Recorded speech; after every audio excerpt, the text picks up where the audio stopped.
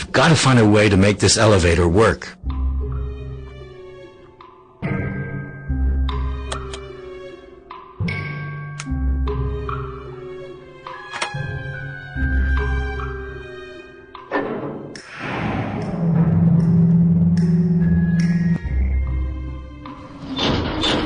The elevator carries Ardent far into the depths of the moon.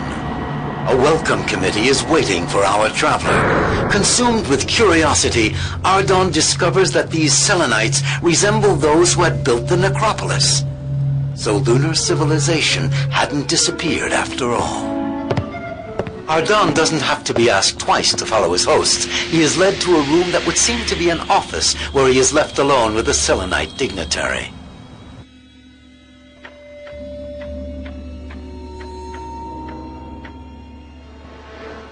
Well, Earthling. Disturbing the peace in our woods and countrysides wasn't enough for you? You even had to penetrate our mountains to sow discord and chaos? But you speak my language. Of course. As a dignitary of the Second Circle in the service of His Flamboyance, the Supreme Ruler, I can access a quantity of knowledge. How did you learn that I came from Earth? It's obvious.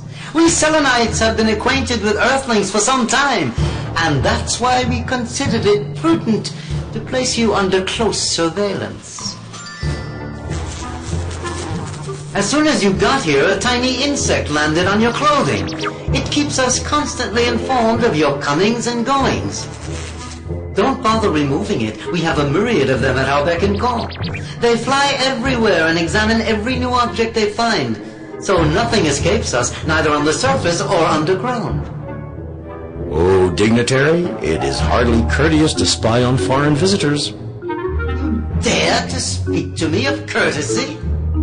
You barely arrived when you were already guilty of throwing dangerous objects, pollution of the woods, and grave robbing? I conclude from this that you are a savage, scarcely evolved from the state of the lowest animals, like all Earthlings. That's a very severe judgment. Do you think so? The insect spy you're carrying around constantly measures your intelligence. To give you a lesson in modesty, I'm going to make your score visible to you. Your intelligence meter displays a value calculated by a method that is objectively Selenite. Upon your arrival, the score was so low that we hesitated to classify you among thinking beings. It's still not very brilliant, even if you've made some progress since then. And yet, I managed to reach the moon, which requires planning and ingenuity. Ha! We've forgotten more about interplanetary travel than Earthlings will ever know. Dug into our mountains, there is an antique space cannon. It shot hundreds of projectiles towards the Earth when your ancestors were barely starting to stand on their hind legs. I grant you precedence. Nonetheless, it does require intelligence to travel from one planet to another. Intelligence or luck? Approximate calculations and good luck might have led you here, but would you be able to accomplish the journey in the other direction? I doubt it. Is that a challenge? I accept it. You think I'm incapable of returning to Earth? You'll see that in a short while, I'll have set up a regular line between my home planet and the moon. To organize my return trip, I need an action plan. I'll just take out my notebook to put things down clearly.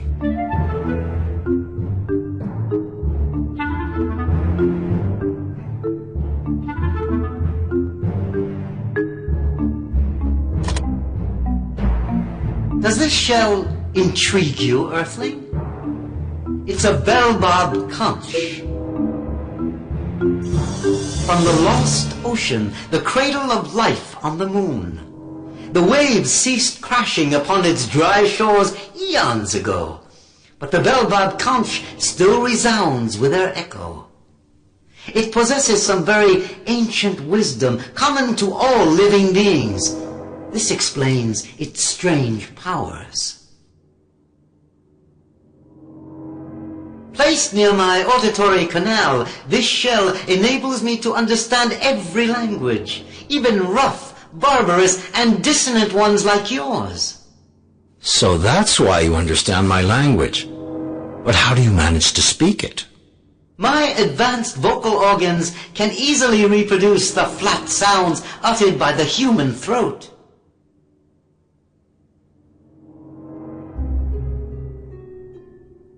What's this button for? It turns on a reading screen used to teach our descendants when they've just hatched. You've decided to learn to read our writing? We'll see if you're able to. Ideograms will be displayed in front of you, Earthling. Try to guess their meaning. Correct. Correct.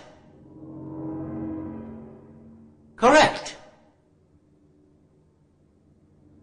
Correct. You passed the test. To my great surprise, you've managed to master the fundamentals of our writing. If you're not afraid of cerebral overheating, work on understanding our spoken language by using the Harmonic educator on your left. What's this machine for? It's a harmonic educator. It enables you to practice your comprehension of spoken Selenite by memorizing the sounds regularly associated with our ideograms.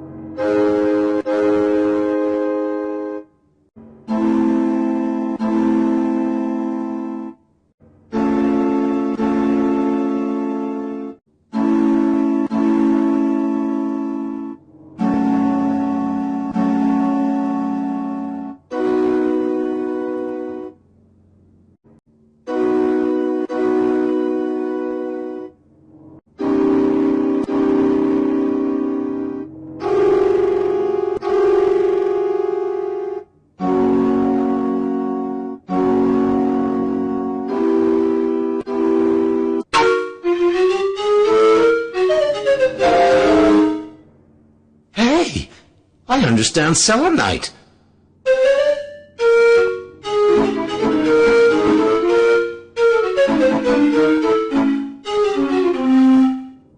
Well, I'm sure I could obtain a perfect score with practice. And I think that perfect mastery of our noble language is beyond your capacity. But I won't prevent you from taking the test again. If you improve your score, you'll earn intelligence points. What's this button for? It turns on a distributor which enables you to procure all sorts of objects at a reasonable price. A machine to shop with? How novel. And if I want to sell something, can I use the same apparatus? No, Earthling. I take personal care of that. If you want to sell an object, show it to me. I'll make an estimate and offer you a suitable price.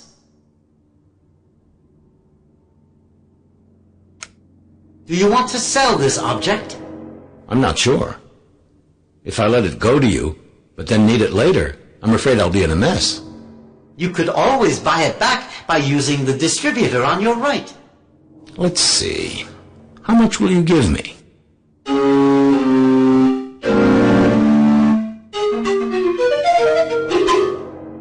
But why did you all of a sudden slip from my language into yours? According to our commercial rights, a price can only be announced or arrived at in high Selenite. If I were to use a vulgar language, the transaction would be worthless. And what if one of the parties doesn't understand Selenite? In that case, he has to trust the other one. Is it not the lot of the ignorant being to place his confidence in the wise being's judgment?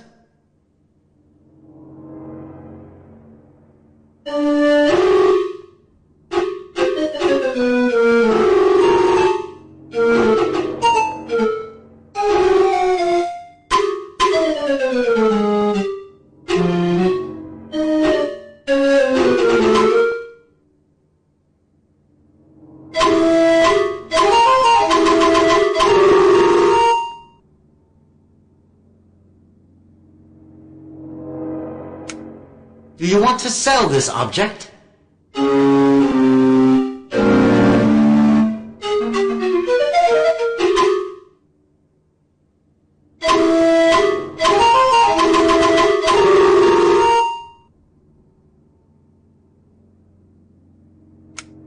Do you want to sell this object?